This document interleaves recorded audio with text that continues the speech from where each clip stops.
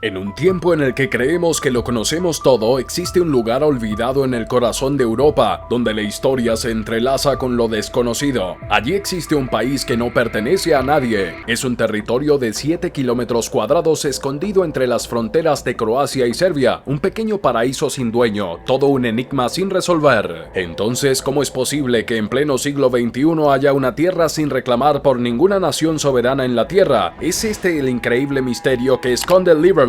Así que prepárate para descubrir el secreto mejor guardado de toda Europa. ¿Estás listo? Bueno, iniciamos. Así que, veremos qué sucede. Estoy un poco nervioso.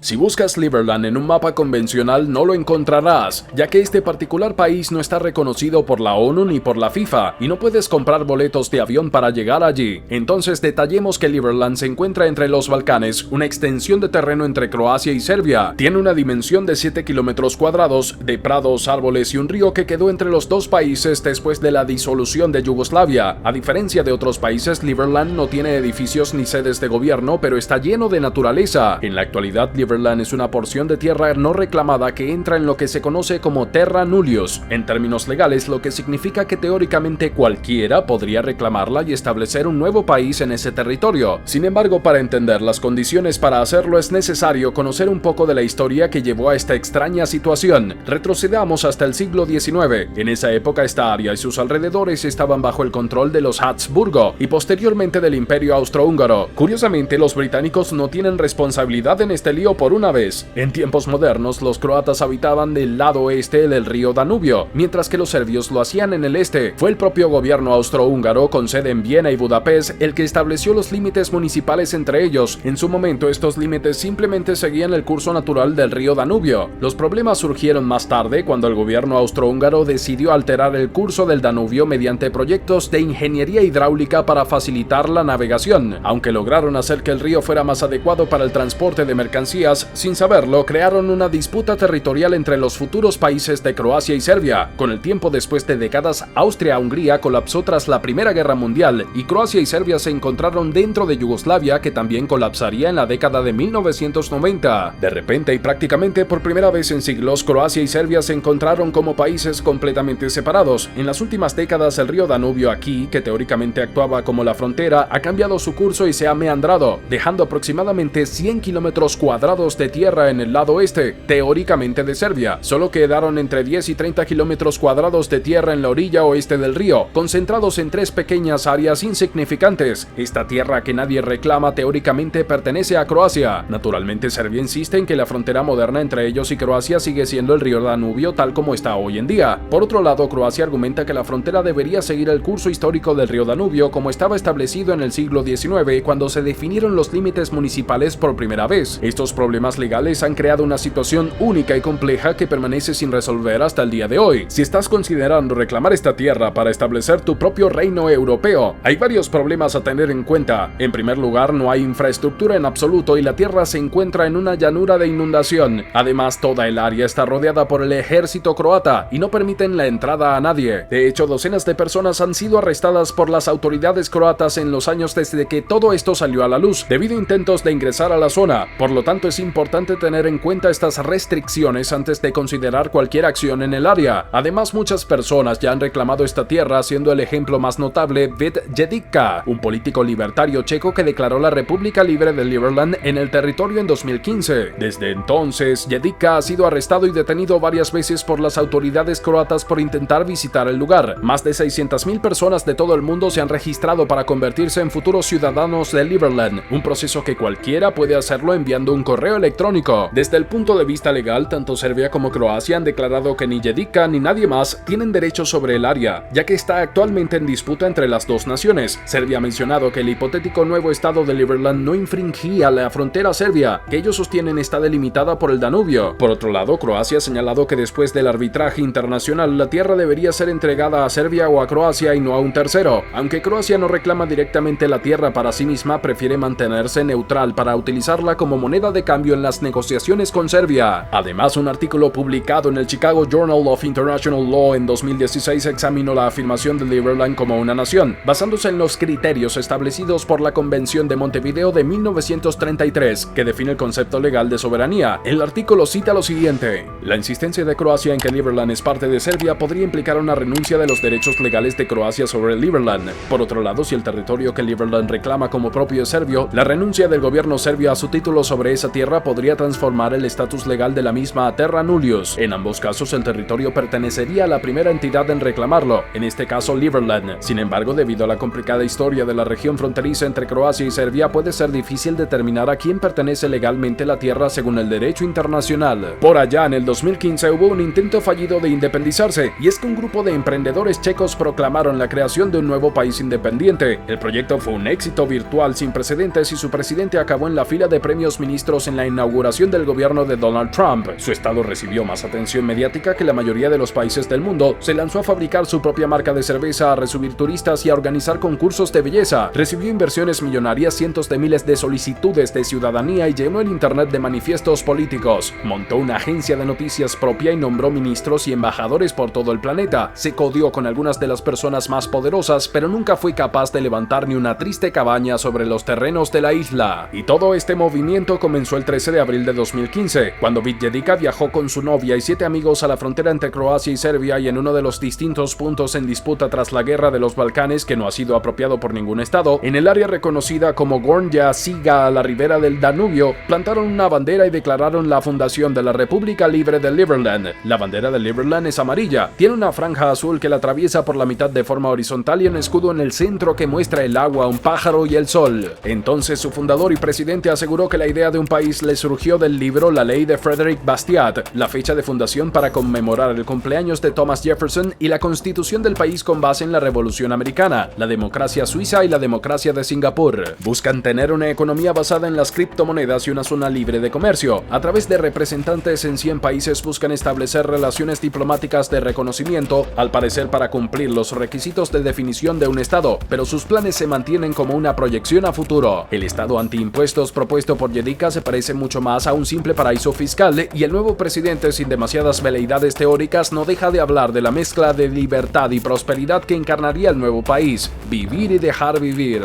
En los días épicos de Liberland, Jedica tuvo sus competidores. Al leer la noticia del nacimiento de Liberland, el bitcoinero suizo-danés Niklas Nicolajsen se lanzó a armar la Liberland Swiss Colony y a poner un pie en la nueva nación. Pronto las fuerzas de seguridad croatas comenzaron a inquietarse por la invasión de libertarios en tránsito a la tierra prometida. Ninguno de ellos pensó vivir una utopía semejante en tiempo real como la que Vid, el joven Mesías, les ofrecía: fundar un país desde cero, armar una sociedad desde la nada. Liberland solo existe en su cabeza, en su imaginación, repite indignado un policía croata frente a Nicolajsen. Luego el gobierno croata comenzará a apretar más los tornillos de la represión, y lo que empezó como un entusiasta campamento de verano se volvió una travesía más complicada. Algunos más alternativos se desencantaron con lo que encontraron. Se esperaba un campamento hippie, pero se encuentran con jóvenes estudiantes de economía y finanzas que debaten sobre inversiones, la propiedad privada y criptomonedas. Aún así, personas como Crum, proveniente de la Amazonía brasileña, continuarán inmersos en la utopía anarcocapitalista. Aparecerán camisetas con la leyenda: impuestos en Liberland, impuestos sobre la renta 0%, impuestos sobre el consumo 0%, impuestos sobre los bienes inmuebles 0%, impuestos de sociedades 0%, otros impuestos 0%. Entre tanto, Jedica consigue donaciones para hacer funcionar el país, que trata de mantenerse lo más cerca posible del territorio de Liberland, donde habían plantado la nueva insignia liberlandesa, para lo cual compra varias embarcaciones. Intentar llegar formará parte de una guerra de guerrillas contra las patrullas croatas. La creación de un Hong Kong, en lo que hasta hace poco era el polvorín balcánico, seguía pareciendo un proyecto al alcance de la mano. No se podía dejar pasar la oportunidad. No abundan las terras nullius en el mundo, y el nuevo gobierno consiguió donaciones para ponerse en marcha. La micronación de fantasía no solo convoca a jóvenes idealistas, en la medida en que constituye un proyecto turbio con un enorme potencial de rentabilidad, atrae un enjambre de mitómanos, de personajes sospechosos y de farsantes. La ciudadanía liberlandesa se vende por $5,000 o a cambio de trabajo, si no en el territorio propiamente liberlandés, al menos en los enclaves cercanos. Liberland no deja de ser una paradoja. Su líder se empeña demasiado en que se parezca a un estado, cosa que los libertarios desprecian, pese a no tener ni población ni territorio efectivos. A pesar de su anarcocapitalismo, liberalismo, Jedika, para quien la democracia liberal ha llegado a su fin, se va perpetuando en su cargo y recibe críticas por su opaco manejo de los presupuestos. Uno de los últimos esfuerzos del hiperactivo presidente checo-liberlandés fue comprar una docena de barcos habitables para crear una colonia en aguas internacionales del Danubio, una versión modesta del libertarismo de alta mar, ideado por Patrick Friedman, nieto del economista liberal Milton Friedman. La última decisión del gobierno de Liberland es, a falta de acceso a su territorio, transformarse en el primer país construido y habitado